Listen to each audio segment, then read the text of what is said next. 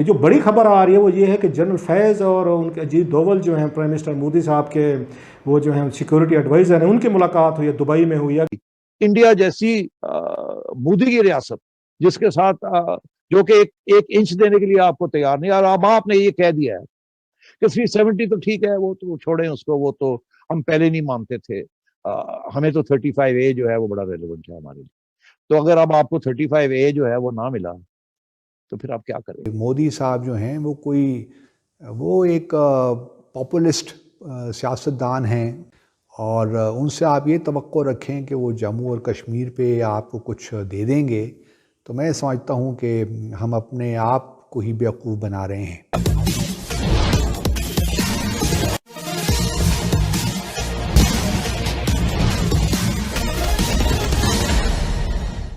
कल पाकिस्तान के army chief general Qamar Javed Bajwa ने पत्रकारों के सामने पहली बार स्पष्ट रूप से यह स्वीकार किया है कि भारत की खुफिया एजेंसी रॉ और पाकिस्तान की खुफिया एजेंसी ISI के बीच संपर्क चल रहा है, और उन्होंने यह भी कहा कि वे लोग अजीत डोभाल के भी संपर्क में हैं। पहले पाकिस्तान के राजनेता भारत के साथ शांति चाहते थे, लेकिन वहाँ की सेना इसका विरोध करती थी। लेकिन अब की बार पाकिस्तानी सेना ही भारत के साथ शांति चाहती है। पाकिस्तानी सेना के इस मनोभाव में हुए अचानक बदलाव की चर्चा इस वीडियो ब्लॉग के अंतिम भाग में करेंगे। उसके पहले आइए देखते हैं इस वीडियो का अगला भाग। जो बड़ी खबर आ रही है वो ये है कि जनरल फैज़ और उनके अजीत डोवल जो हैं प्राइम मिनिस्टर मोदी साहब के वो जो हैं सिक्योरिटी एडवाइज़र हैं, उनकी मुलाकात हुई है, दुबई में हुई है। अगरचे अरशद शरीफ लिखते हैं अपने आर्टिकल में कि कोई इसकी ऑफिशियल वर्ड नहीं है, लेकिन ज़रा ये कहते हैं इस बात के इंकशाफ भी मुलाकात में ही हो कि जो सहाफ़ियों से मुलाकात की गई उसी में ही ये बात बताई गई है कि अब ये फैसला किया गया है कि पॉलिटिशियंस को बाद में इंडक्ट किया जाएगा पाकिस्तान इंडिया के रिलेशनशिप में। पहले ये किया जाएगा इंटेलिजेंस लेवल पर ISI और रॉ के राब्ते जो हैं या उनके सिक्योरिटी नेशनल ये सिक्योरिटी के चीफ जो है पाकिस्तान के हैं, ये लोग पहले जो है ना ये बैठे। बताया जा रहा है कि चाइना ने भी पाकिस्तान को बात समझाने की कोशिश की है कि आप कश्मीर में सिर्फ फंस कर न रह जाएं, आप कश्मीर पर अपना क्लेम रखें, जैसे हमने ताइवान में रखा हुआ है, हमने हांगकांग पे रखा हुआ था, 100 साल बाद हमने ले लिया था हांगकांग, जो उनसे UK से ब्रिटिशर से ले लिया था। आपने बिल्कुल ये कह दिया कि ना हम नहीं करेंगे जब तक ये कश्मीर का मसला नहीं होगा, हम इंडिया के साथ कोई ट्रेड नहीं करेंगे, बातचीत नहीं करेंगे, कोई नॉर्मलाइजेशन नहीं होगी। तो उस पर चाइनीज़ को भी उस पर कंसर्न है कि आप इस तरह ना करें। उन्होंने अपना भी मिसालें दी हैं कि हमारे भी इश्यूज़ हैं, लेकिन हमने भी अपने उनके साथ बॉर्डर बंद नहीं किया, हमने उनके साथ बैठ के तजारत बंद नहीं की। सेम ये बताया पाकिस्तान की बड़ी जो मैसिव चेंज आ रही है कि वो कश्मीर पे अब बातचीत उतना सख्त स्टैंड पाकिस्तान नहीं लेगा, स्टेटस को की तरफ ज़्यादा जाएंगे, और बाकी जो बायलैटरल हमारे इश्यूज़ हैं, सियाचिन है, सर क्रीक है, या ट्रेड के इश्यूज़ हैं, सो पाकिस्तान का फोकस ये है कि इंडिया के साथ इकोनॉमिक रिलेशनशिप बहाल किए जाएँ, एरियल बहाल किए जाएँ, नॉर्मलाइजेशन की तरफ जाया जाए। और वो भी आप नरेंद्र मोदी की हुकूमत के साथ इस किस्म के एतमाद के डेवलपमेंट्स आप आगे पेश करना चाह रहे हैं, जिसके बारे में आपने तो जो कहना था कहा, मगर जो आपके प्राइम मिनिस्टर हैं वो तो जातियात पे उतर आए थे और वो लगे रहे, और उनके खिलाफ भी ये बातें होती रही। और अब वो उनको आप कह रहे हैं कि वो यू टर्न करें इसके ऊपर और आपको सपोर्ट करें नॉर्मलाइजेशन, जबकि उनकी काबीना उनके साथ नहीं है, प्राइम मिनिस्टर साहब के साथ। तो बात यह है कि इसको तरीके से हैंडल करना चाहिए। इतने बड़े डेवलपमेंट्स जो है उनको इंस्टीट्यूशनलाइज करना चाहिए, उनको जमहूरी बेस के ऊपर लगा बैठाना चाहिए ताकि आगे भी बढ़ सके आप। तो इसलिए मैं समझता हूँ कि नॉर्मलाइजेशन इससे बेहतर कोई चीज हो नहीं सकती, मगर जिस तरीके से आप करने जा रहे हैं ऐसे ये नॉर्मलाइजेशन नहीं होगी, और वो भी इंडिया जैसी मोदी की रियासत जिसके साथ जो कि एक इंच देने के लिए आपको तैयार नहीं, और अब आपने ये कह दिया है कि 370 तो ठीक है, वो तो छोड़ें उसको, वो तो हम पहले नहीं मानते थे। हमें तो 35A जो है वो बड़ा रेलिवेंट है हमारे लिए। तो अगर अब आपको 35A जो है वो ना मिला तो फिर आप क्या करेंगे? इंस्टीट्यूशन जो कि फंसी हुई है इस वक्त, एक इंटरनेशनल क्राइसिस के अंदर फंसी हुई है, एक इकोनॉमिक क्राइसिस में फंसी हुई है, जहां उनके बजट्स के नहीं मिलेंगे उनको आप जो चाहते हैं उनको, और जिस किस्म की कॉन्फ्लिक्ट इंडिया के साथ चल रही थी, तो taking heavy toll of their budgets, और वो और पैसे मांग रहे थे और उनको पैसे नहीं मिल रहे थे क्योंकि पैसे थे ही नहीं देने के लिए। तो इसलिए दे आर हैप्पी कि जी किसी तरीके से ये जो कॉन्फ्लिक्ट चल रही थी LOC के ऊपर, जहां करोड़ों रुपए पर डे एक्सपेंसेस थे, वो खत्म हुई है। और अपने आप को पैरों पे खड़ा किया जाए और इंडिया को रूट दिया जाए, रास्ता दिया जाए पाकिस्तान के अंदर से ये ले जा सके। और इसके लिए हमारी सिक्योरिटी, जैसे मैंने कहा, इंटेलिजेंस एजेंसीज का ऑन बोर्ड होना बड़ा ज़रूरी था, कोर कमांडर्स का ऑन बोर्ड होना ज़रूरी था। बल्कि एक बात ये भी की गई कि 2014 में तकरीबन पाकिस्तान इंडिया के दरमियान बहुत सारे मुआहदे होने वाले थे। जब नवाज शरीफ साहब वज़ीर आज़म थे तो उस वक्त वाजपेयी साहब ने, आपको याद होगा, उन्हें बुलाया भी था अपने स्वेरिंग इन के लिए, वहाँ पे वो गए भी थे, उधर वहाँ इंडिया भी गए थे। तो वो ये कहते हैं कि उस वक्त इनको मोस्ट फेवरेट नेशन का दर्जा देना था और तकरीबन बातचीत हो चुकी थी और उस पर कैबिनेट का इजलास भी ये बुला लिया गया था जिसमें उन्होंने मोस्ट फेवरेट नेशन का दर्जा देना था।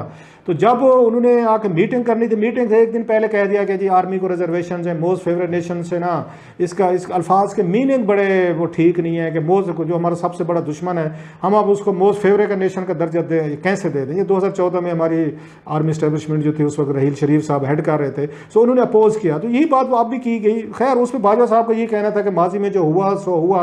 अब की दफ़ा उन्होंने बड़ी उन्होंने इंटरेस्टिंग बात की कि हम जो हैं, फ़ौज जो है, इस्टेब्लिशमेंट है, ज़हनी तौर पर तैयार है कि हम इंडिया को एक उसके साथ नॉर्मल एक नेबर की तरह बैठ के बातचीत करें और उनके साथ एक उस नॉर्मल एक नेबर की तरह हम रहने की कोशिश। जो बड़ी खबर है कि वो यही है कि पाकिस्तान के ये DGISI और उनके जी दोवल जो हैं उनसे उनकी इन्वॉल्वमेंट जो है वो बड़ी उसमें बेहतर है। सो पाकिस्तान के लिए एक अपॉर्चुनिटी मेरा ख्याल है निकल रही है पाकिस्तान इंडिया के लिए। अगरचे इस वक्त हालात दोनों मुल्कों के ज़रा डिफरेंट हैं, कोरोना की वजह से वो सिचुएशन, वो एक्साइटमेंट इंडिया में भी नहीं होगी, पाकिस्तान भी नहीं होगी। लोगों को इस वक्त अपनी जान बचाने की ज़्यादा फिक्र है रादर दैन कि वो ये देखें कश्मीर का इशू जो है हम उसको कैसे हल करना है। देखिए, कोई भी ज़ी शऊर पाकिस्तानी ये नहीं कह सकता कि हमें भारत के साथ जंग करके ही मसाइल को हल करना है। बात तो याद रख लेनी चाहिए कि मोदी साहब जो हैं वो एक पॉपुलिस्ट सियासतदान हैं जो कि इंतखाबी जो सियासत होती है उसके असीर हैं। और उनसे आप ये तवक्को रखें कि वो जम्मू और कश्मीर पे आपको कुछ दे देंगे, तो मैं समझता हूँ कि हम अपने आप को ही बेवकूफ़ बना रहे हैं, नादानी का सबूत दे रहे हैं। अगर आप इन मामलात को फॉर्मल स्ट्रक्चर्ड डायलॉग की तरफ लेकर गए कि हम वहाँ ये चीज़ें डिस्कस करेंगे, तो आप यकीन जानिए वहाँ कुछ नहीं आपको मिलना, बाहर में नहीं आएगा। पाकिस्तान की वर्तमान इमरान खान नियाजी की सरकार पिछले 2.5 साल यानी जब से सत्ता में आई है तब से अंदरूनी और बाहरी समस्याओं का शिकार है। देश की भीतर धार्मिक कट्टरपंथियों का बढ़ता प्रभाव, आतंकवाद की घटनाओं में बेतहाशा वृद्धि, विरोधी दलों का लंबे समय से चल रहा आंदोलन, बढ़ती बेरोजगारी और ऊपर से दिनों दिन कमजोर होती अर्थव्यवस्था इमरान खान के लिए यह तो परेशानी का सबब बनी ही हुई थी। ऊपर से विफलता विदेश नीति की इमरान खान सरकार के लिए एक और मुसीबत बनकर सामने आई है। एक एक करके पाकिस्तान के सारे हितैषी देश, जिसमें सऊदी अरब, UAE, अमेरिका आदि प्रमुख है, किनारा कर रहे हैं। अफगानिस्तान से अमेरिका अपनी फौजें हटा रहा है। इस कारण वहां पर हो सकता है कि भविष्य में गृह युद्ध शुरू हो जाए। आतंकवादी आपस में ही विभिन्न गुट जो उनके बने हुए हैं लड़ना शुरू कर दें, जिसमें तालिबान, IS आदि प्रमुख हैं। फिर उसका प्रभाव पाकिस्तान पर पड़ेगा और पाकिस्तान का वह बॉर्डर असुरक्षित हो सकता है। इन सारी समस्याओं से जूझ रहे पाकिस्तान को इस समस्याओं के भंवर से निकालने के लिए पाकिस्तानी सेना अब आगे आई है और उन्होंने इसी क्रम में भारत के साथ दोस्ती का पैगाम भेजा है और दोस्ती का हाथ भी बढ़ाया है। इसी क्रम में पाकिस्तान के ISI के चीफ ने भारत के खुफिया एजेंसी RA के चीफ से मुलाकात की है और उन्होंने सुरक्षा सलाहकार से भी मुलाकात की है और कहा जा रहा है कि इस संबंध में UAE में वार्ताएं जारी हैं। भारत और पाकिस्तान अगर शांति समझौता दोनों के बीच होता है तो यह दोनों के लिए फायदे में होगा। पाकिस्तान का भारत के साथ अगर शांति समझौता हो गया तो पाकिस्तानी सेना भारतीय बॉर्डर से निश्चिंत हो जाएगी, फिर अपना ज़्यादा ध्यान अफगानिस्तान बॉर्डर पर लगा सकती है। साथ ही प्रतिदिन गोलाबारी में हो रहे खर्चे जो एक साल में करीब 100 करोड़ के आसपास होते हैं, उसकी बचत पाकिस्तान के लिए एक बहुत बड़ी राहत के तौर पर होगा, क्योंकि वहाँ की अर्थव्यवस्था इतनी मजबूत नहीं है कि इसका भार वह झेल सके। भारत के लिए भी एक बहुत ही सुखद खबर होगी, क्योंकि भारत भी पाकिस्तान के साथ जो सीमा पर अशांति बनी रहती है उससे निश्चिंत हो जाएगा। साथ ही पाकिस्तान अगर रास्ता देता है तो भारत पाकिस्तान के रास्ते अफगानिस्तान होकर सेंट्रल एशिया के सारे देशों के साथ अपना व्यापार सड़क मार्ग से कर सकता है और भारत के अर्थव्यवस्था में इसका अनुकूल प्रभाव आने वाले दिनों में पड़ सकता है। युद्ध किसी भी समस्या का समाधान नहीं है। पाकिस्तानी सेना यह शायद देर से समझ में आई है, क्योंकि पाकिस्तान के राजनेता तो समय समय पर भारत के साथ शांति वार्ता का प्रयास करते रहे हैं, लेकिन पाकिस्तानी सेना उसमें अड़चन पैदा करते रहती है, क्योंकि पाकिस्तानी सेना का मुख्य जो आइडियोलॉजी है, फिलॉसफी है, वह भारत विरोध पर ही टिका हुआ है। लेकिन अब पाकिस्तानी सेना के लोग यह समझना शुरू कर दिए हैं कि भारत के साथ युद्ध न उनके हित में है और भारत के तो कभी युद्ध चाहता ही नहीं है। तो अगर यह सोच पाकिस्तानी सेना में आती है तो यह एक स्वागत योग्य कदम है। हम चाहेंगे कि यह सफल हो। आज के लिए बस इतना ही। आप अगर हमसे जुड़ा रहना चाहते हैं तो कृपया मेरे चैनल को सब्सक्राइब करें तथा बेल आइकन भी दबा दें, ताकि नई वीडियो की जानकारी तुरंत आप तक पहुंच जाए। धन्यवाद। जय हिंद।